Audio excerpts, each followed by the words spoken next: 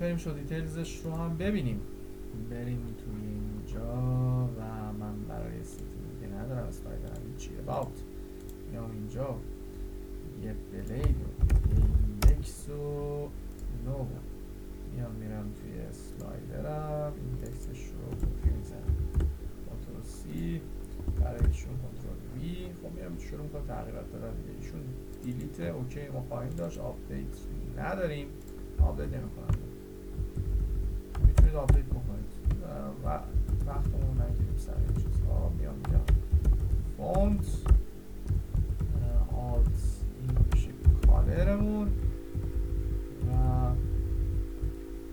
این هم باشه اباوتمون. شو داریم دیلیت داریم آپدیت نخواهیم داشت. میام اینجا تیریه این که در واقع عکسه ما عکس نداریم. بگو چی داریم؟ فونت داریم. میگم آیتم فونت رو نمایش بده و در نهایت بعد از فونت کالر داریم. اینم میشه about مثلا بیاد 25 رو نمایش بده و شو داریم به جای شو اسلایدر میشه اینم به جای دیلیتش در واقع میشه چی about و این همه چی درسته که اروری نده و اما آپدیت نداره. اینجا رو من همه رو درست کردم، اگه اروری باشه میبینیم. فقط اینی که تو ایندکس که دارید شما ریترن میکنید ویو در واقع ادمین about و ایندکس رو شما مقدار در واقع about رو که میزنید about و در واقع all رو که میزنید حتی که تجمیه حالا بزن all باشه و کامپکت مقدار about. خب ممکنه که اروری بده، اگر اروری داد میام حلش میکنیم. یه رفرش. البته این رو آنتیفاید اسلایدر راست میگم، من این دارم میگم خود ارور خواهد داد اصلا درست آنتیفاید اسلایدر. خب دوباره یه دفعه زدم دوباره میزنیم توی باد کریتیم میزنیم نداریم بابا بخوره اسلایدر ندارم دیگه جایی دارم راست میگه این آشش تجمیه هست. خب علاکش این رنگ هاست، میتونیم رنگ ها رو هم ببینیم میشه در واقع دیدش، کاری هم نداره. این هم فونت هاست. رنگ ها هم میتونیم یه ترفند باحالی بزنیم. بیایم اینجا مثلا برگردیم بگیم که چی مثلا ترفند بزنیم. بیایم بگیم H1 اسمش کالر. بیایم استایل رو برگردیم بگیم استایل جان شما یا بکگراند کالرت